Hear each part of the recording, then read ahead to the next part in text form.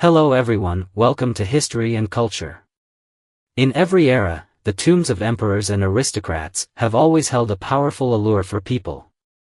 This is because such tombs often contain countless treasures. However, extracting these treasures is by no means an easy task. Ancient emperors and nobles, when constructing their tombs, had already considered the problem of theft. They either installed various traps and mechanisms within the tombs or sealed the entrance with thick stone walls. But what they never could have anticipated was that hundreds or even thousands of years later, humans would invent gunpowder and powerful machinery. In 1969, a tomb was discovered on the southern side of Zhulong Mountain. Before archaeologists could even intervene, the local villagers couldn't contain themselves. They gathered and, after some discussion, decided to act first. To visit the tomb. A few people began digging and eventually reached the tomb's stone wall, which they then blasted open with explosives. However, just as they were preparing to go further, they were stopped by archaeologists who arrived in time. Based on the size and structure of the tomb, the archaeologists made a preliminary judgment that this ancient tomb likely belonged to a prince of the Ming Dynasty. As we know, after Emperor Zhu Yuanzhang founded the Ming Dynasty, in order to consolidate his rule, he not only arranged posts for his eldest and youngest sons, but also granted titles and fiefdoms to more than 20 other sons, nephews, or grandsons across the country as regional princes. And the one granted the title in Zhulong Mountain was Zhu Yuanzhang's 10th son, Zhu Tan. Therefore, experts speculated that this was very likely the tomb of Prince Liu Huang, Zhu Tan. Because of the villagers' actions, the structure of the tomb had already been damaged.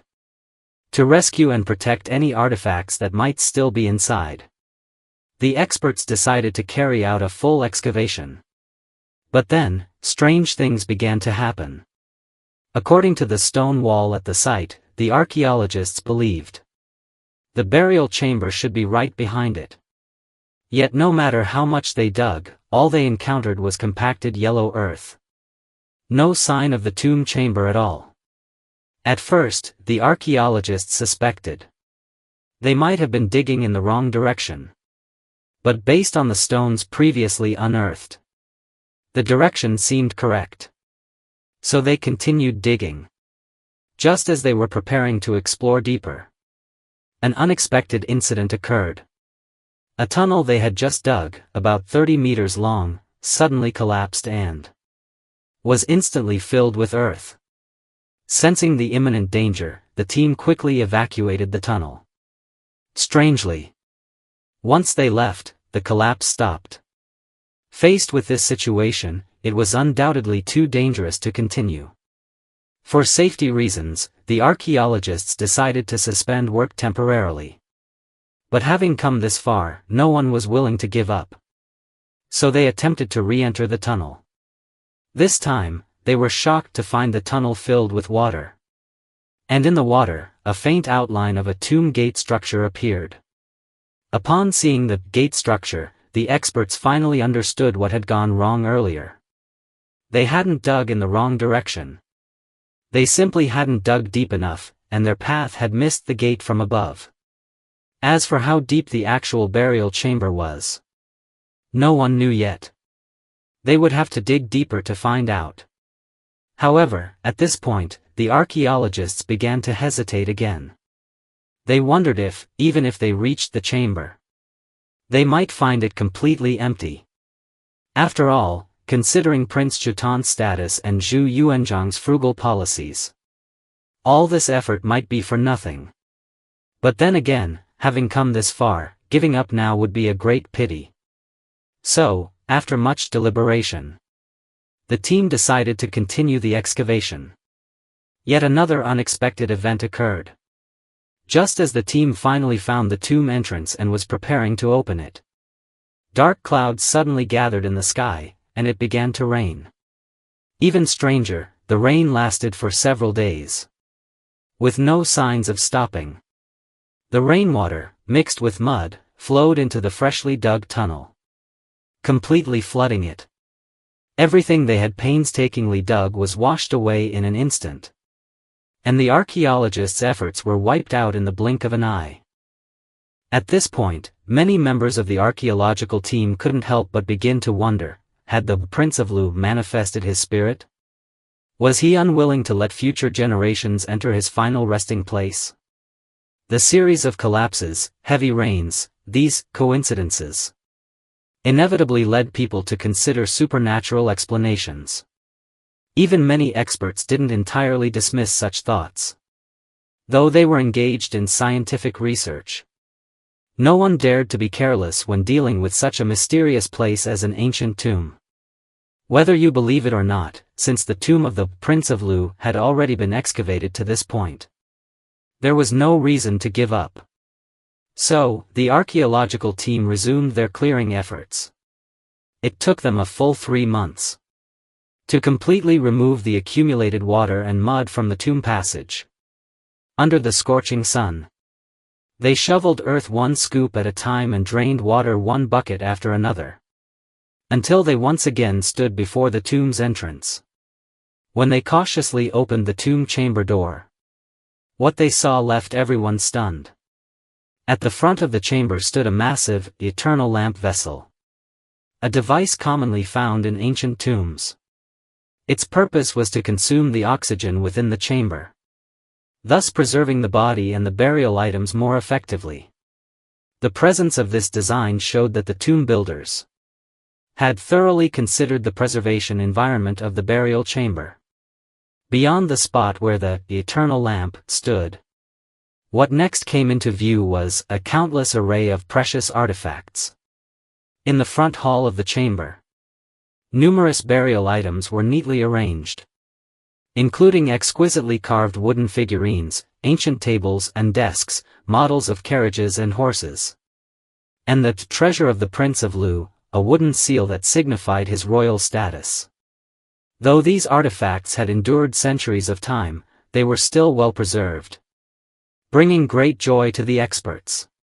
Compared to the front chamber, the burial items in the rear chamber were even more significant. The most eye-catching among them was a truly rare treasure, the 9-tassel crown, Jiu Mian. This item held extraordinary significance.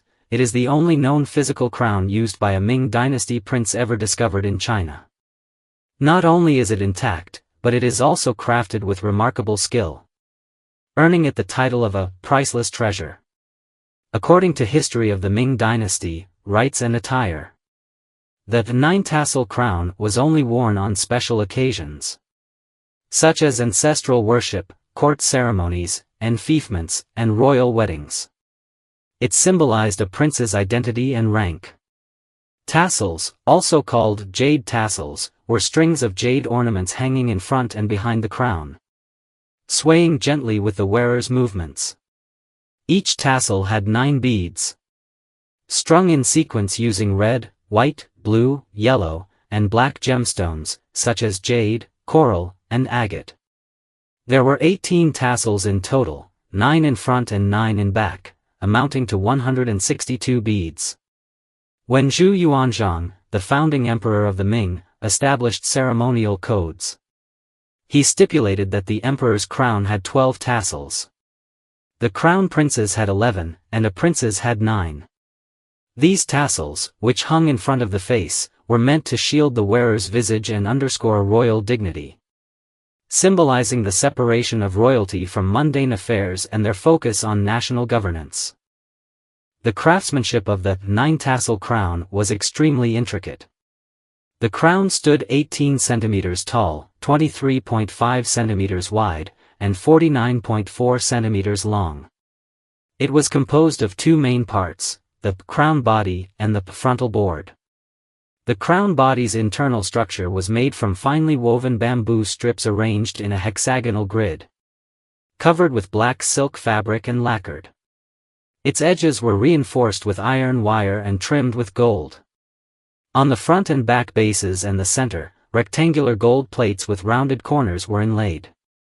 Grooves were present on the upper left and right sides, and golden floral-shaped buttons were nailed to the upper middle part to secure hair.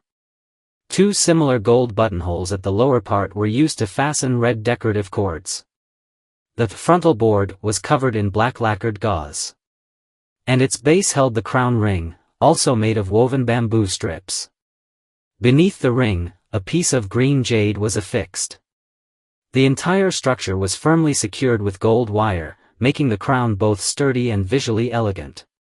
In addition to the unique, 9-tassel crown, the rear chamber contained many other valuable items, such as jade belts, jade cups, and a variety of finely crafted grooming tools. There were even small luxury objects like gold ear picks and golden toothpicks. Each of these burial goods vividly illustrated the Prince of Lu's refined and extravagant lifestyle during his lifetime. What's especially moving is that this young prince, who died at an early age, was able to receive such a lavish burial purely because of Emperor Zhu Yuanzhang's deep affection for him. Although Zhu Yuanzhang promoted frugality throughout his life, the lavishness of the Prince of Lu's tomb was an exception. The use of such precious objects indicates that he had received the emperor's special permission. Even though Zhu Yuanzhang later grew angry with Zhu Tan for becoming obsessed with alchemy and straying from the right path, even bestowing upon him the unfavorable posthumous title, Huang, meaning reckless. The grief and sorrow of a father losing his son at a young age ultimately prevailed. So, despite the reprimand, there was far more pity and heartache. It was this deep and complex emotional bond that allowed the Prince of Lu, even in death, to enjoy such an opulent burial, becoming an important window for future generations to study royal life in the Ming Dynasty. This is the History and Culture channel. Liking and subscribing are the greatest help and support to us. Thank you everyone and see you in the next time.